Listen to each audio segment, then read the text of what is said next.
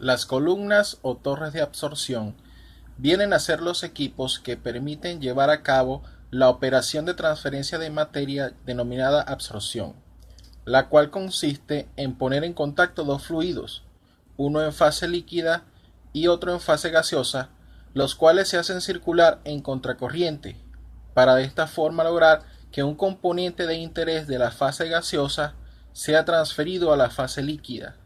Es necesario entonces que el soluto en el vapor sea soluble en el líquido solvente. Esta transferencia de materia puede llevarse a cabo a través de dos mecanismos. El primero, la absorción física o disolución, en donde no se producen reacciones químicas entre las sustancias, y el segundo, la absorción química o reacción, en la que se origina un nuevo componente químico, ya que el gas reacciona con la sustancia utilizada como soluto.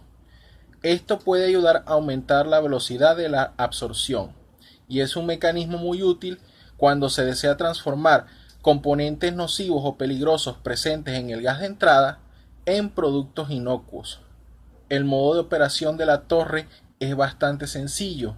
Como se puede ver en la gráfica, el sistema recibe el solvente limpio por la parte superior de la columna.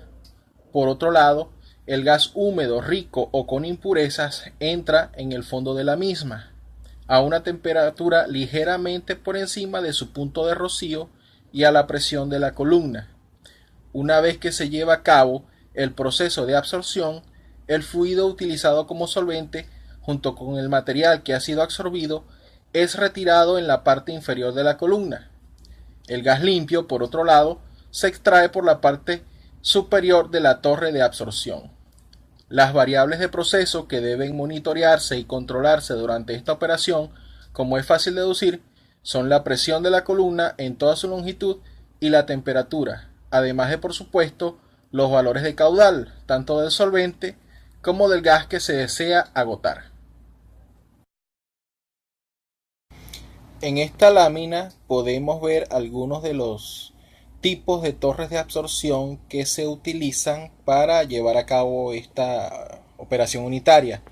Podemos destacar entonces las torres de spray o de rocío, las columnas de burbujeo, las columnas de plato y las torres rellenas o empacadas.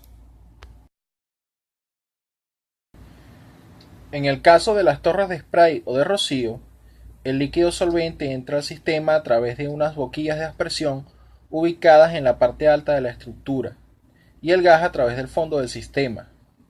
Se utilizan en operaciones de gran escala, típicamente para eliminar contaminantes de los gases de combustión en las centrales térmicas. Resultan apropiadas cuando se requiere una pérdida de carga baja y si existen partículas en suspensión en la corriente de gas entrante. Generalmente no poseen empaque o relleno en su interior. Esto resulta obvio al tomar en cuenta que la presencia de empaque u otras estructuras se vería muy afectada con la presencia de las partículas en suspensión dentro del gas, por lo que se requerirían mantenimientos más intensos.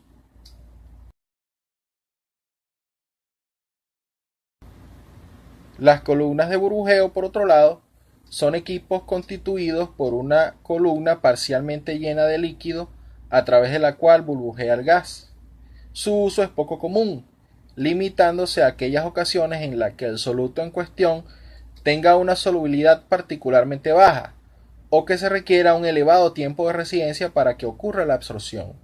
Igualmente que en el caso anterior, la presencia de empaques o platos no resulta apropiada. Las columnas de platos vienen equipadas con unas superficies planas en su interior, las cuales dividen la columna en varias partes o etapas. Los platos tienen como función retener cierta cantidad de líquido en su superficie, a través de la cual pasa el gas que asciende, obteniéndose de esta forma un buen contacto entre ambas fases. El líquido en uno de los platos cae al siguiente a través de un rebozadero situado en el extremo de cada plato. En el plato tiene lugar la mezcla de ambas corrientes, produciéndose allí la transferencia de materia. Se tienen entonces tres tipos diferentes de platos, entre los que se pueden mencionar los platos perforados, los platos de válvulas y los platos de capuchones. En el caso de los platos perforados, el gas burbujea hacia arriba a través de hoyos sobre los que fluye la fase líquida. El líquido se conserva sobre la superficie del plato y no fluye hacia abajo a través de los hoyos porque se lo impide la energía cinética del gas que va en ascenso. La profundidad del líquido en el plato se mantiene gracias a un vertedero de salida con sobreflujo, a través del cual cae el líquido hacia el plato inferior. El proceso se repite tantas veces como platos tenga la columna de absorción, hasta que el líquido llega al fondo del equipo. Los platos de válvula constituyen una modificación del plato perforado. En este caso, cada hoyo posee una cubierta de movimiento vertical que proporciona un área de apertura variable. La apertura de la válvula se logra con la presión del gas en ascenso, por lo que esta configuración inhibe las posibles fugas de líquido solvente a través de los hoyos que se pudieran presentar cuando se trabaja con bajas tasas de presión de vapor. Las torres de plato con esta configuración son muy utilizadas. En los platos de capuchones, el vapor se eleva a través de unas aberturas en el plato que dirigen el gas al interior del capuchón. Después, el gas fluye por las ranuras de la periferia de cada tapa del capuchón, donde entra en contacto con la fase líquida. Esta configuración ya se encuentra en desuso, sustituida mayormente por platos con válvulas o platos con orificios. Por último, tenemos las columnas de relleno o empacadas. Estas torres están llenas de elementos sólidos pequeños, de muy bajo peso, bajo costo, inertes a la fase circulante, es decir, que no reaccionan con los elementos involucrados y que son distribuidos dentro de la columna bien al azar o bien ordenadamente. La corriente de líquido se dispersa resbalando por la superficie de estos elementos sólidos, poniéndose en contacto íntimo con el gas que circula en sentido contrario.